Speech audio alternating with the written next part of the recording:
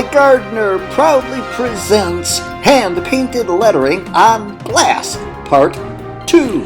This is where we start to get fancy, and I think the fun really begins. So we're going to lay out the outlines, the shadows, and the highlights. So again, we begin by taking our 1/4-inch green fine line tape and run it whatever distance we want our outline to be from the main lettering. Put our X-Acto knife down towards it, and again, lift up on the tape. Do not scratch the surface, in this case the glass. Sometimes it's the fender of an automobile, whatever. Every 90-degree angle can get a piece of tape pressed down. Press it completely with your thumb so that the paint doesn't want to bleed underneath the joint where the one piece of tape crosses over the other. Again, lift up on the tape, cut it off, and then go and lay out each 90-degree angle as far from the main letter as you want the outline to be. And then, when you have that completed, we're ready to do the paint.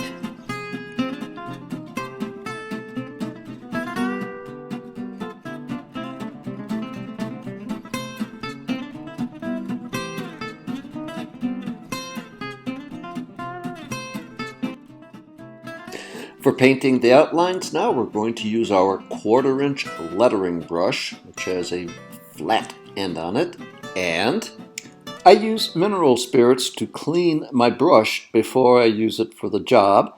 Having used olive oil in the past to keep my brush clean and soft, I need to remove the olive oil before I can paint with the brush. So then I use an actual reducer that's compatible with my sign painter's enamel. The difference with a reducer and a mineral spirits is mineral spirits breaks down the binders, the reducer does not. So I take a little bit out directly from the can of paint. It's a little thick. Dip the tip of the brush into the reducer, and then using the side of the cup as a palette, I thin my paint to the point where it's just thin enough to flow, thick enough to stick and cover. Then, placing my baby finger down on the surface of the letter M, I begin to paint. Again, using that baby finger as my pivot point, and just nicely stroking the 1/4-inch lettering brush up against the tape. When I peel the tape away, I'll get a very clean edge.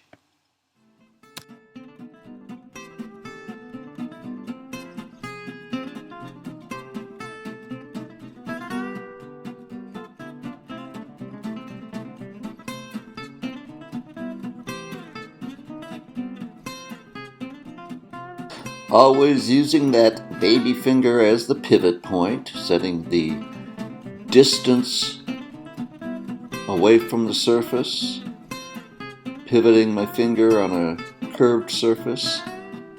That little baby finger gets a good workout.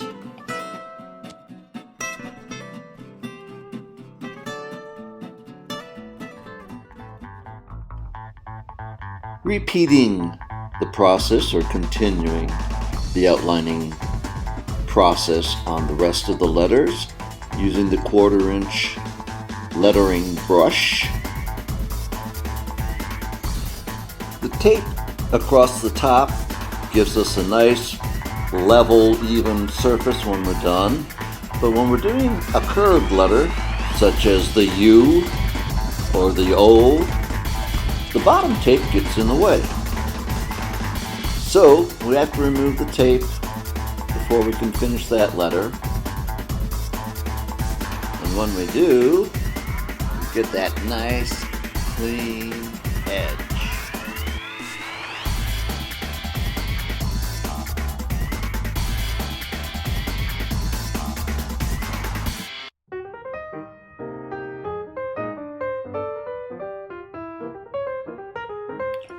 Meanwhile, back in the painting area here, we get back to work on just outlining Steady she goes. Use that baby finger. Take your time. In real time, go steady, leaving enough time for the paint to leave the brush. Once you've got that down, kind of speed up the camera here.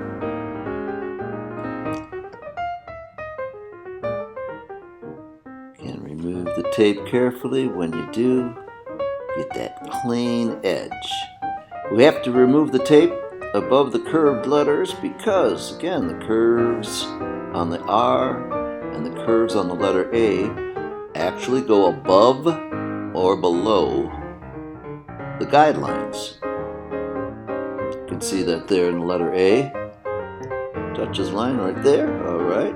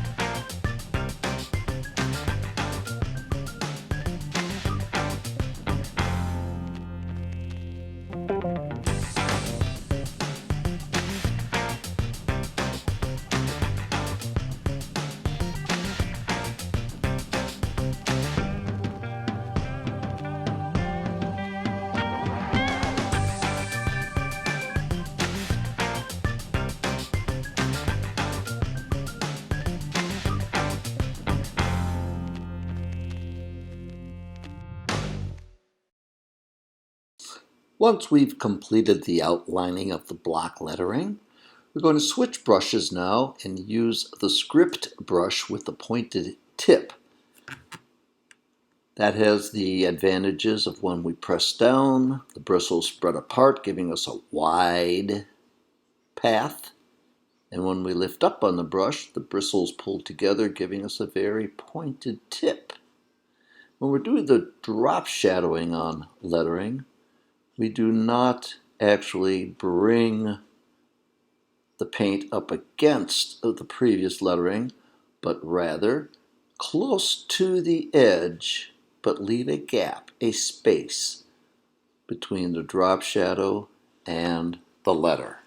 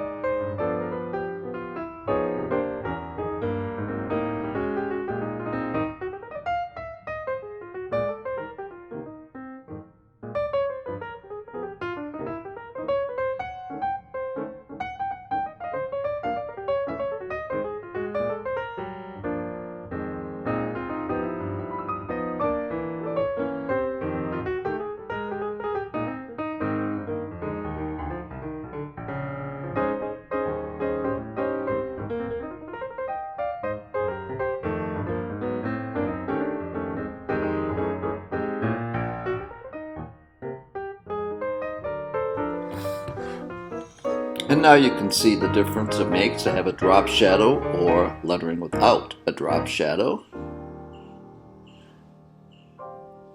And now it's time to add some highlights.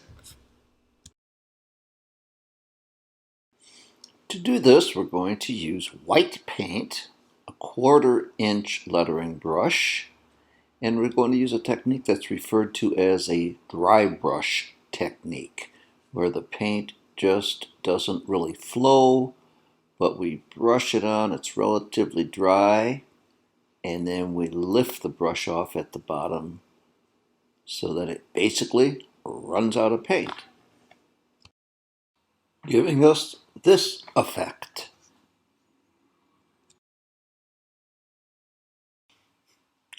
When adding a second color over a base color, you want to stay a certain distance away from the edge of the letter.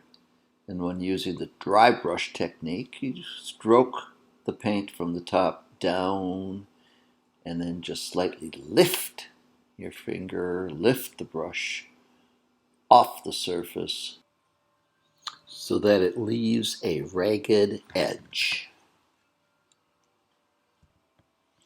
You want to drag the paint down low enough on the first letter so that when you do the lowercase letters, you have some area at the top of the lowercase letters to fill in.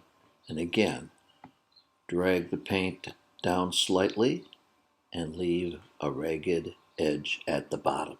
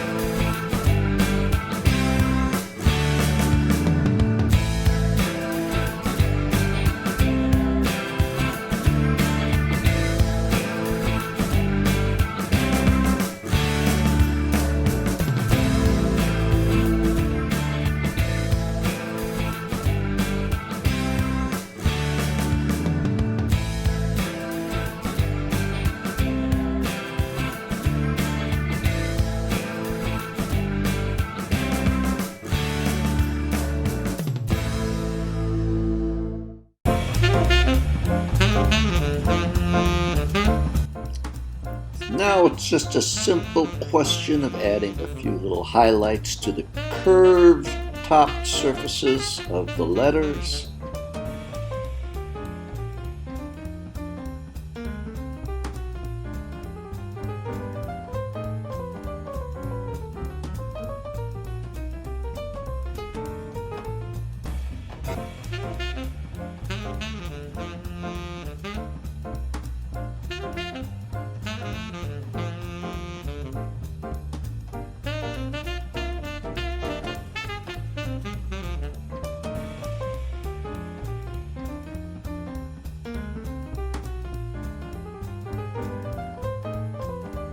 And there you have it, outlined and highlighted, and a complete hand-painted job, including freehand lettering, block lettering, taped off lettering, shadows, etc.